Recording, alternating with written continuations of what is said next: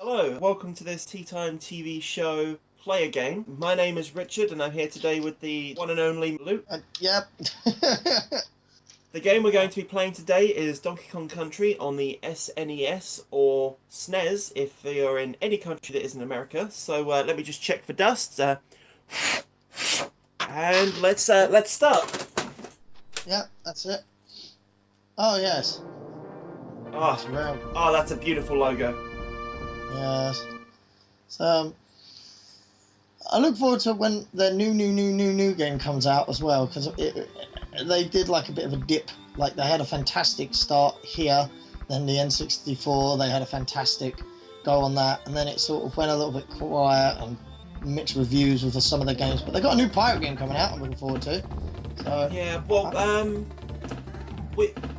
with regards to the Donkey Kong Country series, they recently released the Donkey Kong Country Returns on the Wii U, and it was an absolute piece of dog shite. Yeah, that's a shame. That is a shame. They completely messed with the original format, and it just didn't work for the Wii U. So you'd think with having the Wii U, HD and everything, that it would just work, just this in HD, but nope. No. Well, one of the best things about the original version on the SNES, with this with Donkey Kong Country, and then with the later release of Diddy Kong's Quest, was the fact that they used a brand new at the time format of game graphics. So they used pre-rendered 3D graphics. Yeah. Which means that they developed the 3D models for Donkey Kong and Diddy Kong and all of the enemies, the barrels in the game. They designed it all in 3D and then converted them into 2D sprites, so that when you play the game, it still looks like you're playing in 3D. Yeah, very revolutionary. I'll give them that. Even the composer to this is unbelievable as well. The music in this is off the chain. Well, you know that I'm personally a giant fan of the music from the game. Yeah, even the album that's excruciatingly rare to get now. It is. I'm still trying to get hold of a copy of that. What was it like? It's like 100 odd quid upwards, isn't it? It's more than 100, yeah. We don't have that kind of money. Not for one album anyway, no. No. I'll give a tenner at most, but like, you know, gotta really like that thing. Oh, that's a no, right. Oh, never mind then. So that's a bonus stage. I've never seen that. Oh, never mind. It was a fail. Yeah, you come out the first bonus stage, and there's another one right next to it. Oh, that's mental. Okay, so that's the first level. Let's move down to Ropey Rampage. I haven't played this game in about 15 years, honestly. Yeah. And I still remember this is my least favourite level in the entire game. Yeah.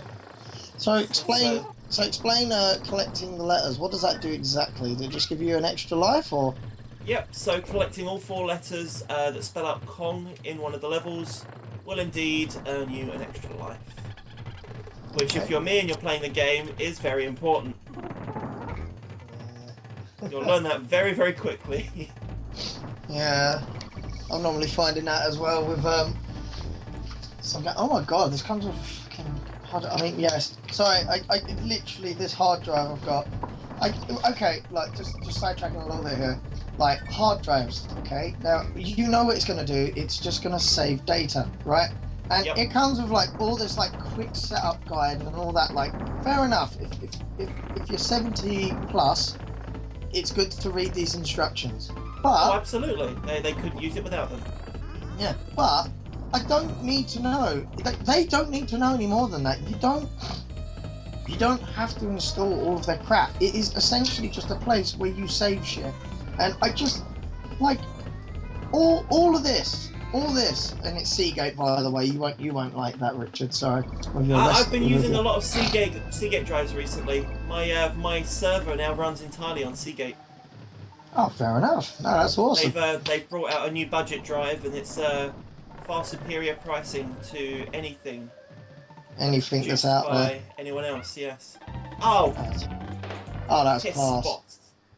Right next to the exit.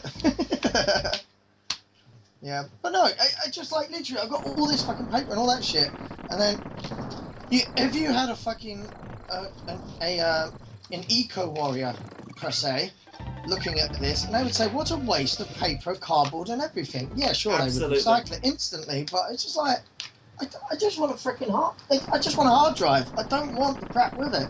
But it's the world that we live in, fair enough. But come on. And yet you'll actually find the complete opposite with a lot of things nowadays. So things that you need manuals to operate, like say for example, just recently I bought a HDMI capture card so that I could record Xbox games and other HDMI sources.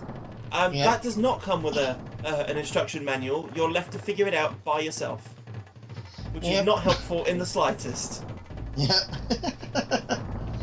sort of like editing software and stuff like that.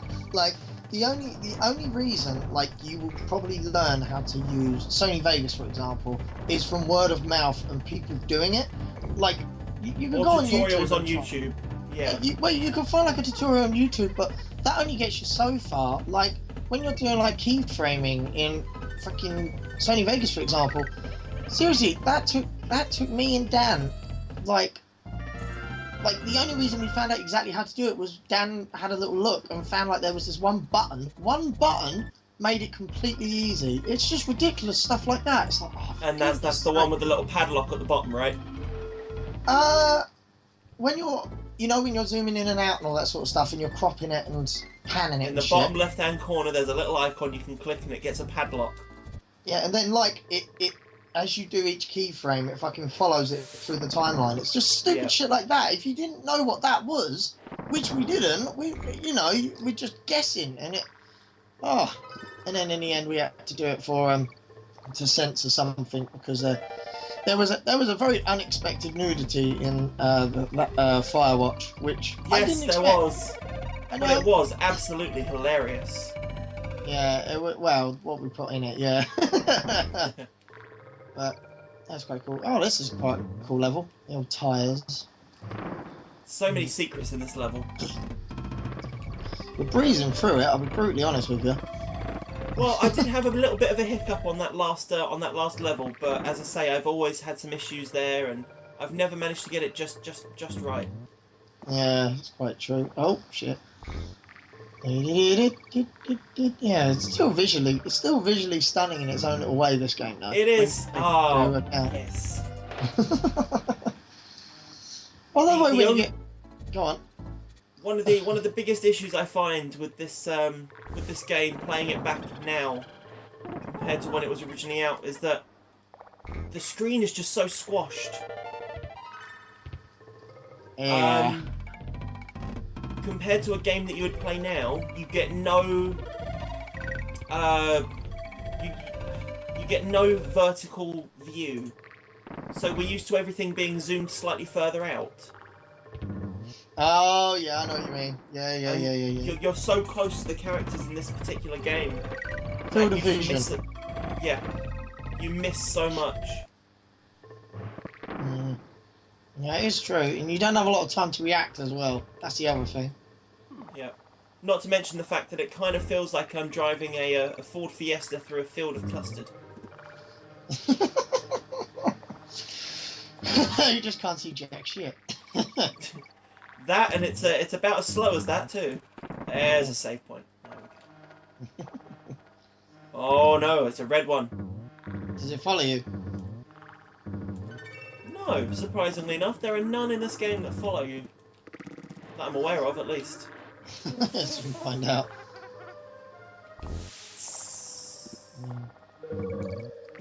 Yeah, I'll be really honest, right? The 3D graphics are great, but some characters, like, it's not that they look like they're out of place. Like the snakes, look at them. Do you see what I mean by the snakes a little bit? Like, they're not out of place, but they just look like a little bit like they've been slapped in there. Like they look great, but it looks like they've been slapped in. I think you'll find that's because they're luminous blue. Possibly that. Ah, here we go. This is a fantastic music in this. It Absolutely is. fantastic. And it's brilliant level design. To my knowledge, apart from Super Mario, nobody else had ever done anything with underwater levels in a video game until this point. Like you had you had Sonic in that, but that was being underwater was the thing that you didn't want to do, or you would die. That was the thing. I remember that very, very not fondly. Yeah, it wasn't good, but mind you though, the best sound you'll ever hear on that game is when you actually get a bubble to stay alive. Yes. It's very satisfying. Oh god. And because I recently got introduced to Sonic CD, and and I am not gonna lie, that game is unbelievable. It is so good. Seriously, like I've played obviously I've played Sonic 1, 2, and 3, and but I've never Sonic and Knuckles as well if you want. But seriously, Sonic CD is freaking amazing. Seriously, the soundtrack, e.g. the European one, not the American one. The European soundtrack. Have they got different soundtracks? Yeah. They've both got different soundtracks, right? The European version is superior, in my opinion. But it's just, it's just a good game. It's hard, and the level designs can be right dickish. But if you get beyond that, it's just such a good game. Like, you got two different types of spin dash type of things. Like, you can either spin dash, or you can run really freaking fast, but when you're spin dashing, you always kill everything as you do it. But if you run super fast, you're not in a ball, so then you'll just run into something and you'll get hurt. So it's just cool, and it's got the future, past, and present thing to it as well. So like, if you want to have a good future, you go to the past, destroy one of these machines, and then it says like Sonic had a good future or something, or made a good future. And then what that actually does is you actually have, I don't know the full gist of this, but I think it changes the way the game ends and all that sort of stuff. Like, it's like you had a really good ending because you made every single level a good future. It's cool. It's quite a lot more to the game than you think. It's really cool. I like it. I've not completed it. I mean, I can say that I've done Metal Sonic in it, which is troublesome. But just the music in it is absolutely brilliant. It's what you'd expect from a Sonic game. It is the music. The music's the one thing that I can always go back to and just be like, yeah, this is good stuff. The only thing I expect from a Sonic game is Green Hill Zone. Yeah, that's pretty much the majority. See, now this level design here, I like this. This is cool. I hate this. I love this. It's one just mistake and you have to go all the way back through the level again. Oh yeah, I expect that. Like that. But I like that. It's a bit different sort of thing, you know?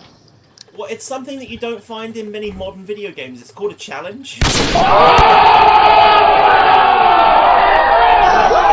Yeah, I mean, hilariously, the only argument I have to that is I don't know really.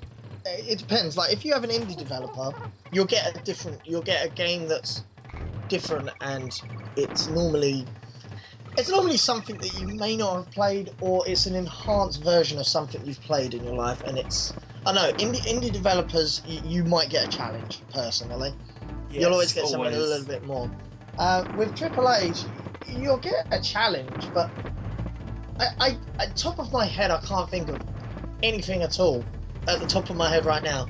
Like, the only way I can think of there being a challenge is multiplayer and playing different players. That's the only way that you'd have a challenge, is playing someone else online. That's the only way I can see a game being challenging, is more human action sort of thing. That's the only way I can see that working. Right, let's get to that. Okay, come on. I'm so close to the end now. If I die, I'm going to cry. Is there any other secrets up here? Yes, it's the G for the Ender Kong. There we go. Ooh, here we go. I never really understood the the point of this back in the day, but I can give this woman a kiss and save my game. Okay. Cool. Logic. Cool, I like that. That's cool, I guess. I don't know what to think of that. Let's just give the boss a quick stamp here, and then I think we'll end the episode. Yeah. No, that's it. That's it. Oh, it's quite a funny little boss. I cannot die now. I can't. Oh, Hey, gosh. woo! Fuck There you you! Give me my nana, bitch! That's a big banana that says Nintendo on it. Advertising. Awesome. And something very important I learnt as a child in this game. Once you finish that boss, it's always important to go back and get another kiss and save your game. Because it doesn't always save after that boss. Wow. Oh, there you go. So we'll just travel all the way back again. There we go. Save the game. Oh, there we go. 9% through the game. How about that then? See, you've done. Nice game. Very good. Right, we're Good signing game. off. Good game. We'll sign off. See you next time. Yeah. Do, do, do, do, do, do.